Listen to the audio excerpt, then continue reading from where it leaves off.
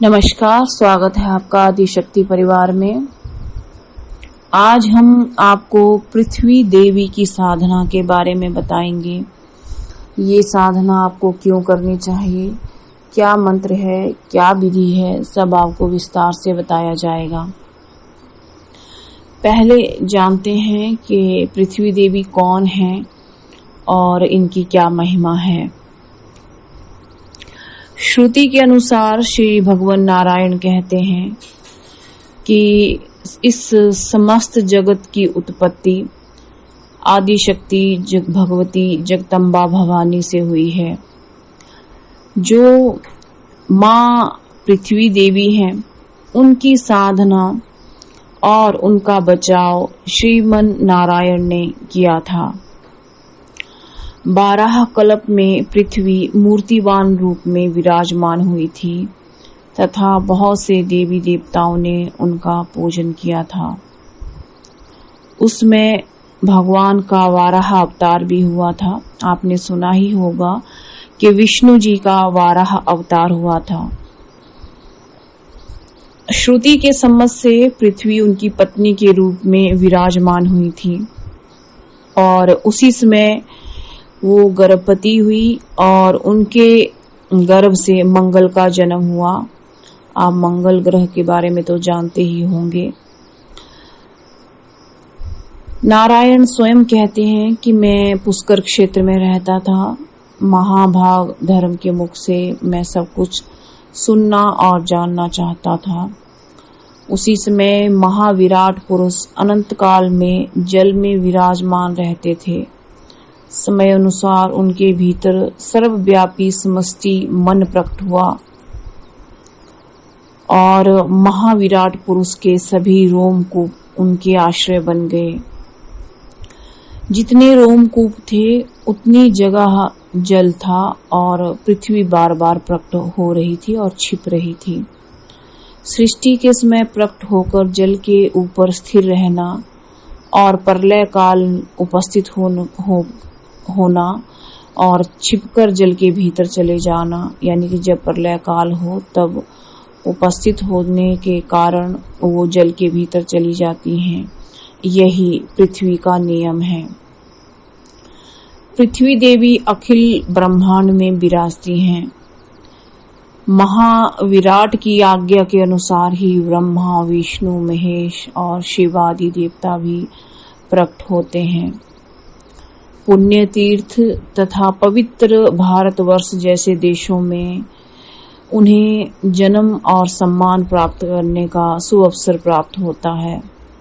हमारी यह पृथ्वी स्वर्णमयी है और इस पर 7 स्वर्ग हैं। इसके नीचे 7 पाताल हैं और ऊपर ब्रह्मलोक है और ब्रह्मलोक से ऊपर ध्रुवलोक है। हम आज जो पृथ्वी देवी की साधना की बात करेंगे वो भगवान श्री नारायण ने नारद जी को बताया था। एक बार नारद जी ने पूछा कि पृथ्वी देवी का ध्यान पूजन किस प्रकार करना चाहिए और इनका मूल मंत्र क्या है तथा किन विधि से इनकी साधना आराधना होनी चाहिए। तब भगवान नारायण ने कहा था, मैं तुम्हें पृथ्वी का ध्यान और पूजन बताता हूँ। मनुष्य अपने जीवन में देवी देवता तक अपने जीवन काल में बहुत सारे पाप कर्म करते हैं, पृथ्वी का हरण करते हैं, पृथ्वी पर गंदगी फैलाते हैं, वृक्ष काटते हैं, जीव जंतुओं को नुकसान पहुंचाते हैं, बहुत सारे पाप करते हैं, ऐसे पाप जिनका समन होना संभव नहीं। पृथ्वी पर ही पुरुष का वीर्य गिरता है, पृथ्वी पर ही मल गिरता है, पृथ्वी पर ही सभी तड़ाग हैं, पृथ्वी पर ही बहुत सारे पाप कर्म सभी लोग करते हैं। जब पृथ्वी का ऋण हद से ज्यादा बढ़ जाता है तब पृथ्वी जलमग्न भी हो जाती है। यदि लोग जो हैं पृथ्वी देवी साधना करें तो अपने समस्त पापों से छूट जाते हैं और मोक्ष की प्राप्ति होती है। कहा गया है कि 3 ऋण कोई भी व्यक्ति कभी नहीं चुका सकता। माँ का ऋण, गुरु का ऋण और पृथ्वी का ऋण। ये ऋण आप नहीं चुका सकते, क्योंकि आप जितने भी अच्छे बुरे पाप कर्म करते हैं वो सब पृथ्वी पर रहकर या पृथ्वी पर जन्म लेकर ही करते हैं। भांति भांति के पापों में हम प्रवेश कर जाते हैं अपने मन की कुस्थिति के कारण। यदि लोग पृथ्वी देवी का ध्यान जप करें तो उन्हें विशेष प्रकार की शांति का अनुभव होता है, मोक्ष की प्राप्ति होती है। जो इनका मूल मंत्र है वो मूल मंत्र है ओम ह्रीं श्रीं वसुधाय स्वाहा। और पृथ्वी देवी का ध्यान आप इस तरह से करें। पृथ्वी देवी के विग्रह का वर्ण स्वच्छ कमल के समान उज्जवल है। रत्नमय अलंकारों से इनकी अनुपम शोभा होती है।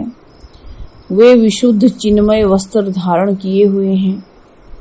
उनके मुखमंडल पर मुस्कान छाई है। सभी लोग उनकी उपासना करते हैं। ऐसी भगवती पृथ्वी की मैं आराधना करती हूँ।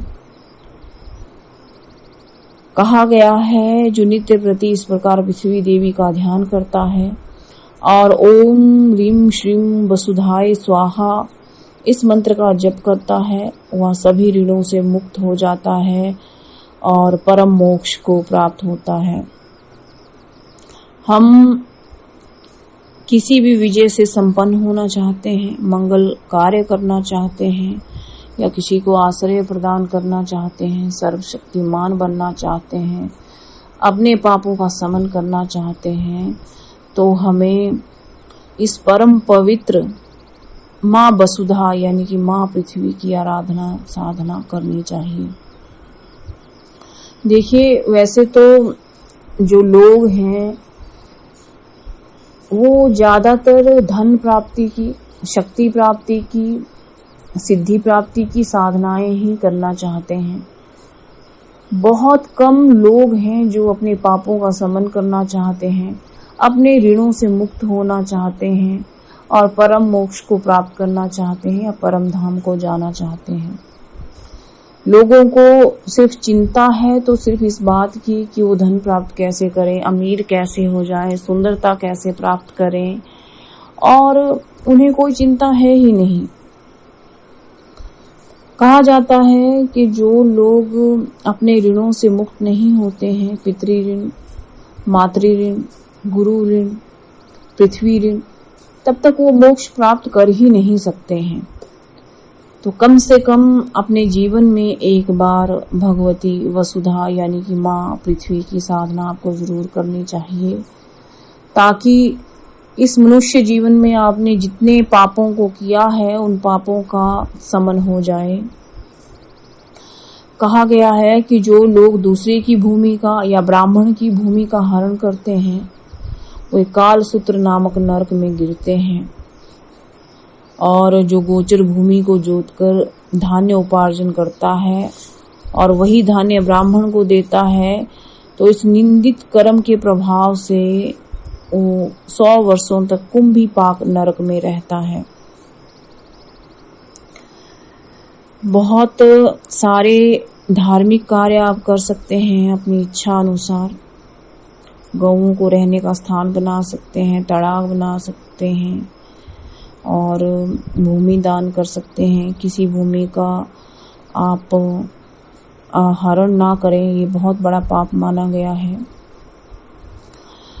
मैंने जब एक कथा का श्रवण किया था, उस कथा में बताया गया था कि किसी का भूमि हरण करना सबसे बड़ा पाप है।